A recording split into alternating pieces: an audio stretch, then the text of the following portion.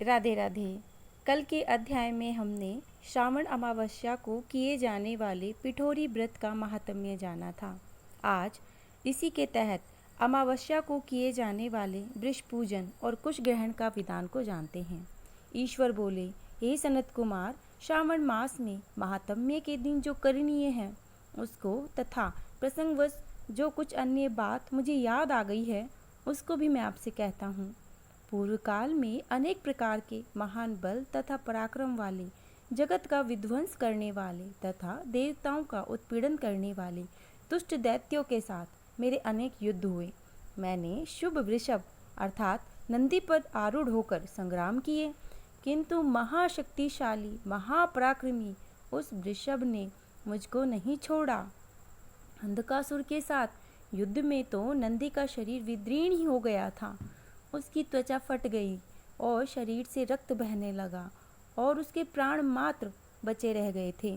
फिर भी जब तक मैंने उस दुष्ट का संहार नहीं किया तब तक वह नंदी धैर्य धारण कर मेरा वहन करता रहा। उसकी इस दशा को मैंने जान लिया था। उसके बाद उस अंधक का वध करके मैंने प्रसन्न होकर नंदी से कहा कि हे सुव्रत, मैं तुम्हारे इस कृत्य से अत्यंत प्रसन्न हूँ। वर मांगो, तुम्हारे घाव ठीक हो जाएंगे, तुम फिर से बलवान हो जाओगे, तुम्हारा पराक्रम और रूप पहले से भी बढ़ जाएगा। इसके अतिरिक्त तुम जो जो वर मांगोगे उसे मैं तुम्हें अवश्य दूंगा। इस पर नंदिकेश्वर बोले, हे देव देव, हे महेश्वर, मेरी कोई याचना नहीं है। आप मुझ पर प्रसन्न हो तो फिर इससे बढ़कर क्या वैभव हो सकता है। तथापि हे भगवान, लोकोपकार के लिए मैं मांग रहा हूँ। हे शिव, आज श्रावण मास की अमावस्या है जिसमें आप मुझ पर प्रसन्न हुए हैं। इस तिथि में गायों सहित उत्तम मिट्टी से निर्मित वृषभों की पूजा करनी चाहिए। आज अमावस्या के दिन जन्म लेना कामधेनु तुल्य होता है, अतः इस तिथि में वर प्रदान करें कि अमावस्या मांशित फल देने वाली होनी चाहिए। आज के दिन भक्तिपूर्वक प्रत्यक्ष वृक्षों तथा गायों की पूजा करनी चाहिए। गेरू आदि धातुओं से प्रयत्नपूर्वक उन्हें भूषित करना चाहिए। उनकी सींगों पर सोना, चांदी आदि के पत्थर मंडे और रेशम के बड़े बड़े गुच्छों को भी सींगों पर बांधे। अनेक प्रकार के वर्णों से चित्रित सुंदर वस्त्र से उनकी पीठ को ढक दे और गले में मनोहर शब्द वाला घंटा बांध दे। सूर्योदय से लगभग 4 घड़ी बीतने पर गायों को ग्राम से बाहर ले जाकर पुनः साय बेला में ग्राम में प्रवेश कराएं। आहार के रूप में सरसों, तिल की खली आदि अनेक प्रकार का अन्न इस प्रकार अर्पित करें। जो इस दिन ऐसा करता है उसका गोधन सदा बढ़ता ही रहता है। जिस घर में गाय ना हो वह शमशान के समान होती है। पंचामृत तथा पंचगम्य दूध के बिना नहीं बनते। गोबर से लेप किए बिना घर पवित्र नहीं होता। ये सुरोत्तम, जहाँ गौमूत्र से छिड़काव नहीं होता वहाँ चींटी आदि जंतुओं का उपद्रव हमेशा ही विद्यमान रहता है। हे महादेव, दूध के बिना भोजन का रस ही क्या है। हे प्रभु, यदि आप मेरे ऊपर प्रसन्न हैं तो इन वरों को तथा अन्य वरों को मुझे प्रदान कीजिए। हे सनत कुमार, तब नंदी का यह वचन सुनकर मैं बहुत प्रसन्न हुआ। मैंने कहा, हे नंदीश्वर, जो तुमने मांगा है सब हो जाएगा।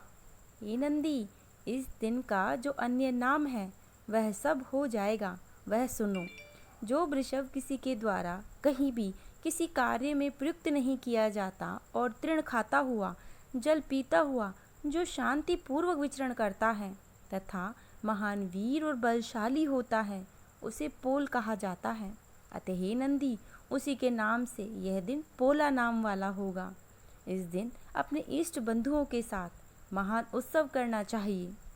हे वत्स, मैंने उस दिन ये श्रेष्ठ वर प्रदान किए थे, अतः लोगों के द्वारा इस श्रेष्ठ दिन को पोला नाम वाला कहा जाना चाहिए।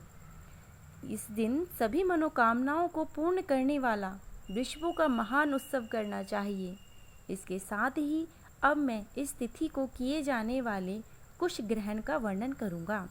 श्रावण मास की अमावस्या के दिन पवित्र होकर कुशा यानी घास को उखाड़ कर लाएं। वे कुशा सदा ताजी होनी चाहिए और उन्हें बार बार प्रयोग कर लेना चाहिए। कुश, काश, यव, दूर्वा, उशीर, सकुदक, गेहूँ, व्रीहि, मूंछ और बल्लज, ये 10 दर्भ होते हैं। ब्रह्मा जी के साथ उत्पन्न होने वाले तथा ब्रह्मा जी की इच्छा से प्रकट होने वाले हे दर्भ, मेरे सभी पापों का नाश कीजिए और कल्याणकारक होइए। इस मंत्र का उच्चारण करने के साथ ईशान दिशा में मुख करके फट मंत्र के द्वारा एक ही बार में कुश को उखाड़ लें। जिन्हें अग्रभाग टूटे हुए ना हो तथा शुष्क ना हो, वे हरित वर्ण के कुश श्राद्ध क्रम के योग्य कहे गए हैं।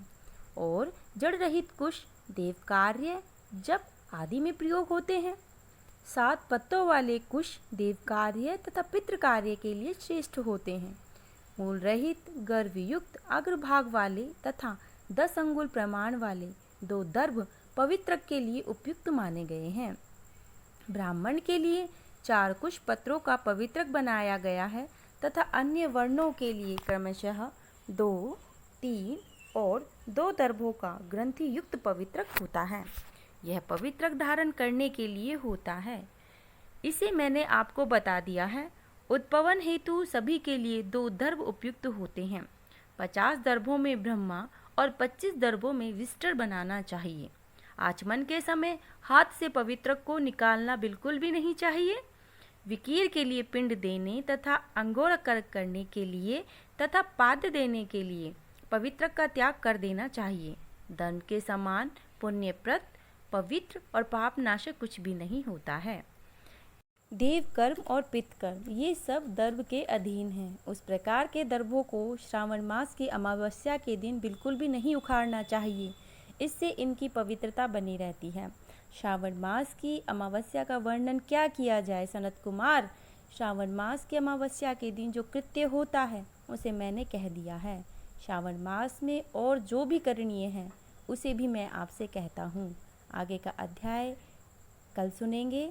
यह है अमावस्या के दिन वृषभ पूजन और कुश ग्रहण नामक 26वां अध्याय है जो पूर्ण हुआ।